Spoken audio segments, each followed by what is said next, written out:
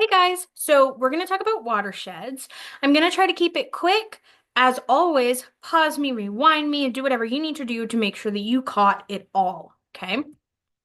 So, we talked about ecosystems in the last unit, right? We have to remember that ecosystems includes all of the living stuff, the plants, animals, little guys like bacteria, fungi. A lot of people learned in the last unit that bacteria are alive. Um, and how they interact with the environment. So we have those biotic factors, those living factors. Bio is life. We have those abiotic factors. A is not or without. Okay. We have those together. All of those count as part of the whole ecosystem. The water is part of the ecosystem, just like the turtle is. The living and the non-living are all part of it. So let's compare biotic and abiotic. Again, bio's life, anything alive. Last unit, a lot of us learned that trees and mushrooms, so plants and fungi and all those things are alive. And I had a lot of kids saying, trees don't move, they can't walk or whatever. That doesn't mean they're not alive.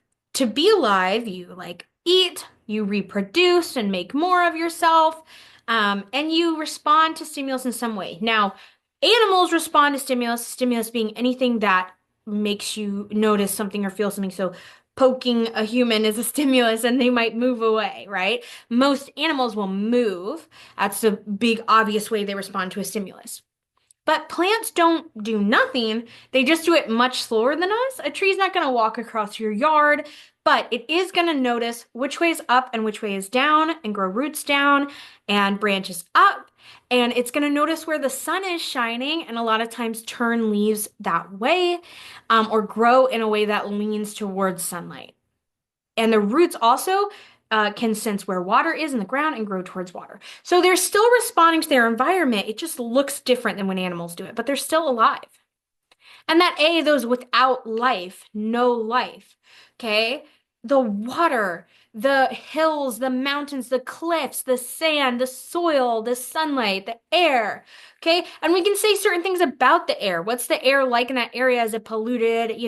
Things like that. Okay?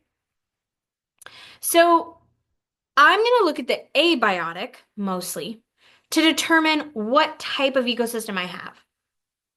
So if I have an ecosystem that's close to the equator with lots of ocean water around, it's going to be more likely to be tropical ecosystem. If I have one far from the equator with tall mountains and dry soil, it might be more of an Arctic kind of ecosystem, right? We talk about biomes sometimes, that kind of thing. It's telling us that things that have nothing to do with the living things, like the location and the features and the water that's available, they can determine the kind of ecosystem that's going to be there. Okay. You can see ecosystems change as you go up a mountain, and different levels of the mountain, different altitudes have different ecosystem because there's different water available and different kinds of air to breathe and use at those different altitudes and different temperatures and everything. Okay. So it also affects us and how we use the land. We could change our behavior based on water quality or how much water is available somewhere. We don't live in a place like this, but a lot of places they have a drought in the summer and they pause using their water, things like that. So we can have to kind of respond ourselves to the kind of ecosystem that we're in. Okay. I'm going to keep going on this in a separate video. If you missed anything on your note sheet, go back. If you didn't get it, rewatch it or ask me in real life. All right. Keep working. Have a great day.